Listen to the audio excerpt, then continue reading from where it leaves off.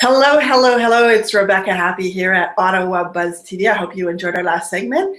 And today we're going to be talking about comedy and how comedy is the best medicine. And we have a special guest here who's a local comic, Jenn Hayward, who's going to tell us about what she's doing in the comedy scene here in Ottawa and what she's doing to help businesses and how it can maybe help your life. So welcome today, Jenn. Oh, it's nice to be here. Thank you, Rebecca. I should caveat, laughter is the best medicine, but you should still see a doctor, especially if it's syphilis or something. So, okay. So you've been in the city of Ottawa for a few years and you worked for the government and you decided that you wanted to go and sort of throw your hat into the professional comic scene. Can you give us a little bit of your background story and how you got there today? Sure. Well, I was born in, no, I'm kidding. I moved here in 2007, and my husband and I moved here from Regina, Saskatchewan, go Rough Riders, and we 4 months after we came here, we ended up adopting 3 kids, and it was a really surreal kind of experience, and I didn't feel any connection to any community here. And I'd always wanted to be a comedian. I first tried it in Saskatoon when I was 19, and I actually entered a competition and won 2nd place. Unfortunately, comedy isn't really like a mecca in Saskatchewan, and Brenda Butt kind of had the only comedy there. So I just didn't have an opportunity to grow as a comic, and to be honest, I had some nervous breakdowns to have over the years before I would become a good comic. So enter here, Ottawa, big comedy scene. I started doing comedy slowly because I was a newly adopted mom, and now it's pretty much my life and I love it. So do you think that most comics need to go through some breakdowns or some big trauma in order to be able to show up and be funny? Many of us do, but there are some people who oh, sorry, that's my dog, by the way. He likes to be in all my scenes. I take him to the club with me. Hang on, shut up. Anyway, he's nice. He won't be in the scene. He just likes to add the background noise because God forbid I should have a moment of peace around here. Anyway, no, there are some really good comics who are well-adjusted people who just know how to tell a good joke. And there's that kind of comedy where it's more observational or it's more really stringing some wonderful words together. For me, it's more stories. It's like, this is me, this is who I am, this is my thoughts of feminism, these are my thoughts on the world. And it comes from a dark place at times, but it's different. So I think everyone has their own process. So I don't want to speak for all comics, but most I know are crazy as all can be. I don't know if I can swear here, so, or crazy, we'll just say that. And my impression is that there's more men on the scene than women. Is it hard for women today to sort of go into that venue? Well, it's interesting actually, because years ago it was certainly more problematic, but it always still comes down to are you funny or not, and doesn't matter your gender. That said, women can have advantages in comedy, but they can also have disadvantages. The worst thing is to be pretty and not funny, because all these boys are going to tell you you're funny when you're not. But lucky for us, all the pretty comics are very funny in this town. We have a surge of women. It's very a lot of ovaries around on the comedy clubs now, and I'm enjoying that. But recently there was a big news story about Jen Grant, a wonderful comedian who was sexually harassed at a comedy club, a corporate comedy club. And so many women's stories were coming out about that. And it was something I've never experienced, mostly because I am a large woman. And I open up my audience with, keep it going for my tits. And so it's almost like my persona is like more highly sexualized. But then again, it's the women who are having problems with it. They shouldn't be yelling out obscenities at anyone, man or woman. But so some experience that kind of thing. But I think in the world of comedy, it's not harder.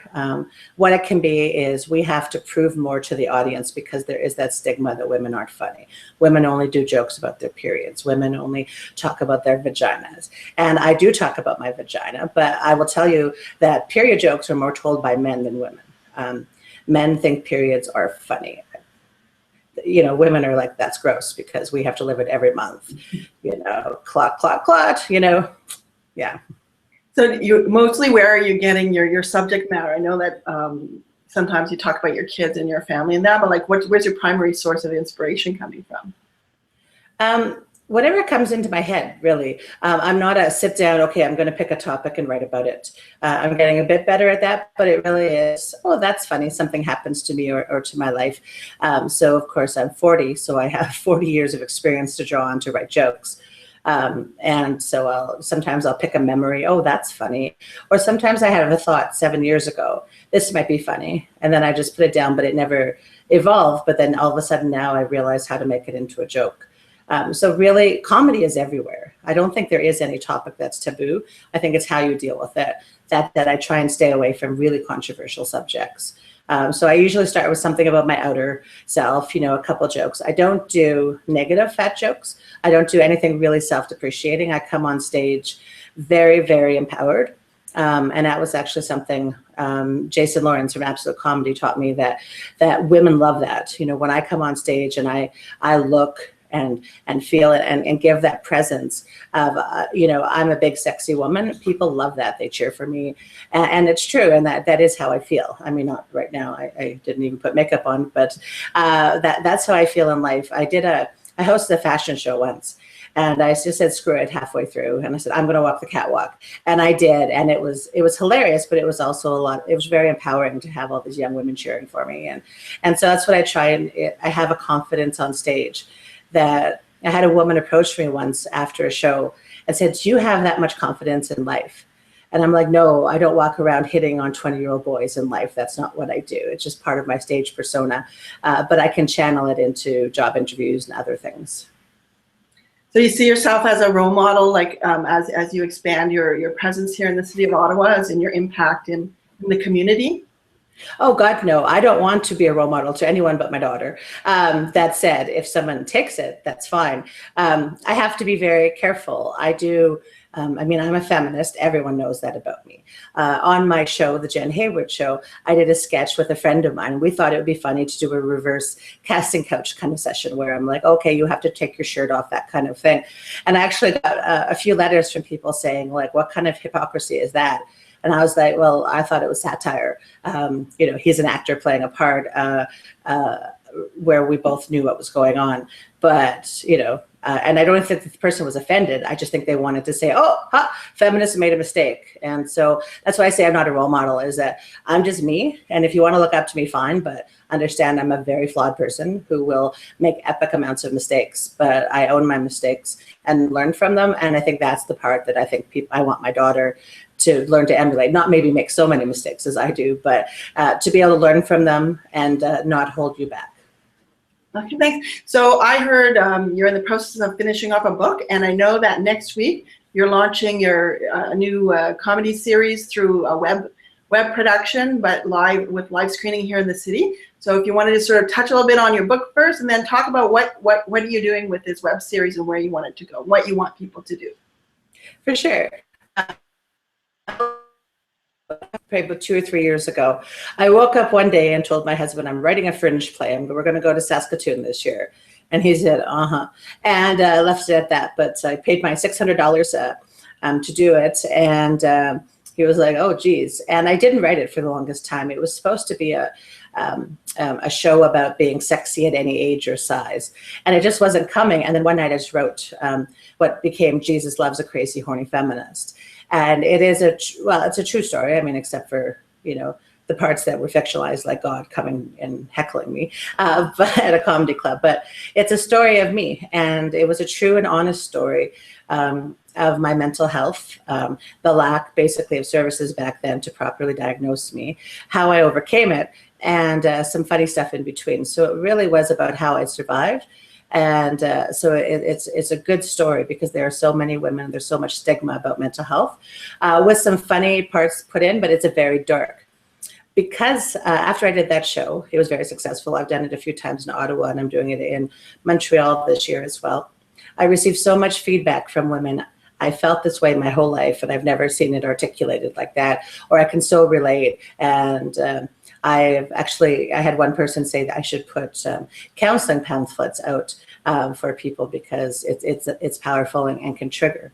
All that said, decided that maybe my teachings, I don't mean my teachings, but they are, I guess, my life learnings, could be put into a book. And so I've been working on Jesus Loves a Crazy Horny Feminist, the book, and as well as a pilot for a potential series, and slowly working away. So that's something to look forward to in fall.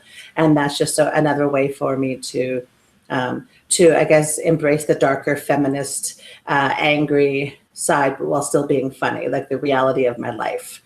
And then I sort of to counteract that, I created the Jenn Hayward Show along with a couple people, Stevens Kossi, who is my sound engineer, and Paris, I don't know how to pronounce your last name, I'm sorry, Paris, from Film Momentum, a producer in town. And we met and we all clicked. And we got the vision for the Jenn Hayward Show, which is taking my comedy and being able to be silly. So it's really about me, my family is all in the show. Very small sketches, an 8-minute web series show. And it's going to be really good. And one of the neat things about it is that it, with businesses in town, businesses around the world, we're wanting to profile. So people can ask me, hire us, I guess, if they want to be on the Jenn Hayward Show. And we're another talk show format, like Daytime Rogers or even late night, that sort of thing. People come in, it's like you and I right now, we have an interview. This is not what the Jenn Hayward Show is. It's all pre-scripted. It's you as a business owner want to be on the Jenn Hayward Show. I come up with a concept for a sketch. We go over it together. It's a chance for the business to be silly, show themselves at a different light in a different market. And we've been able to do that. So it's almost like we're creating a custom commercial for businesses and artists and nonprofits that will be seen globally around the web. And it's a new concept. There's not much like it out there, which is really great. And we're just launching. We've got our first season coming out on the Jenn Hayward Show on YouTube. And you could subscribe somewhere. I don't know where it is, but it could be on the screen. And yeah, I'm really excited about it. And July 5th at Yak Yaks in Ottawa, we are having our launch. So we're showing 2 episodes and we are doing a couple of segments. Jen Gives Bad Advice is my favorite segment. So we're going to do that live. And a few other things, and as well a live taping of my comedy that will be used for future shows, and as well an audio that we're going to try to get into Sirius XM. And the link, I put the links down in the description for where people can purchase tickets to attend your series launch. And oh, wonderful. I think you said there were some prizes if people bought them in advance. Absolutely. I mean, there's prizes regardless, but there's a big prize from one of our sponsors. We haven't decided which one, but because well, we like to keep things mysterious. But if you buy your tickets before the 2nd, then you're entered in for the grand prize draw. But if you come and buy them on the 2nd, 3rd, or 4th, you can still be in for prizes that day. And it's from all of the sponsors, from everyone who's been in the Jenn Hayward Show, on the Jenn Hayward Show, and some people around. And so it could be anything from something from Sexy Bliss or Central Intelligence to some cupcakes, to financial planning books. So there's a lot of fun stuff. And as well, we may even have a 50-50 draw. We don't know. We're still having fun planning it. And I'm trying to bring popcorn in because what is life without popcorn? So, and if people were interested in being in your show, are you going to be making some announcements on how they can maybe be one of your featured comic guests to feature their business? Absolutely. We have at the launch, there goes Jasper again saying hello. At our launch, we'll have pamphlets and things sent out for people, showing basically the launching special of our show. And the first season 1, essentially, we have a season 1 special as we're just starting out, and it's going to be great. And we'll have that on our website that day as well. So it's a good chance for people to check that out and say, okay, I want to spend time learning about the Jenn Hayward Show. I want to do something different for my business to show that we can be fun and at a fraction of the cost that would be to hire someone to do your own commercial. And this is part of a larger show, and it's supporting local artistry while we're supporting business. So there's a synergy there that we're enjoying. And now because you've actually, Rebecca Happy, in your business, you've been mentoring me and learning about how to work the interweb because I wasn't very good at it. I've learned to do things like this right now. So actually how to do a live broadcast or something. So I've got my ideas rolling of different people I know around the world that I could do an interview with and do fun with. And so now we're not limited to just Ottawa. which is really great. So we thank you, and everyone should hire Rebecca Happy. So. Thank you. So again, your launch is on July 7th. And it's at Yuck Yucks. It's at Yuck Yucks at 8 o'clock, but you need to buy your tickets in advance or talk to me, because just to make sure you don't miss out. Early is better. We have made a ridiculously low price of $7 for everything you're getting. It's ridiculous, because we want this to sell out. We want people to come and have fun. We know there's so many people supporting it who've been part of the Jenn Hayward Show, but we'd love to have people who are just being introduced to the show now and say, I want to go there. Though, to me, those are the most exciting.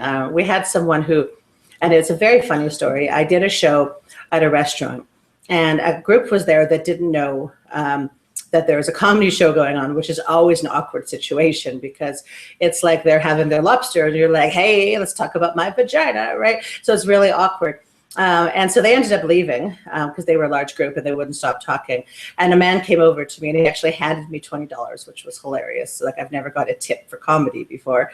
And one of the people from that table sought out the show. There goes Jasper. Sought out the show and loved it, wrote on our wall, and has bought 4 tickets to the event. And so to me, those are the best stories, because those are people who aren't part of the circle or part of the show, who are experiencing it, loving it. And those are the people we want to reach, people who want to have fun and support silliness. Okay, life is too short to be too serious, eh? Well, it is. I mean, if you want my serious side, go to Jesus Loves a Crazy Horny Feminist. If you want the fun side, this is what this is for. Not that I won't not talk about important topics. We're just going to do it in a silly manner. And I guess that's, if anything, we're silliness with a lot of sass and crass. Yeah. Okay. Well, thanks so much for joining us today, Jen. It's been interesting getting to know you. I'm looking forward to your launch and working further with you. So remember, guys, Yuck Yucks, July 4th, and subscribe to our YouTube channel. July 5th. July 5th, excuse me. To buy your tickets by the 4th, yeah. No worries. Be sure to find her YouTube channel, because she's doing an ongoing show. It's a launch of her show. So and subscribe. And subscribe, yes. Yes. Thank you so much, Rebecca, for having me, and Jasper. Okay, see you next time. This is Ottawa BuzzTV. Bye.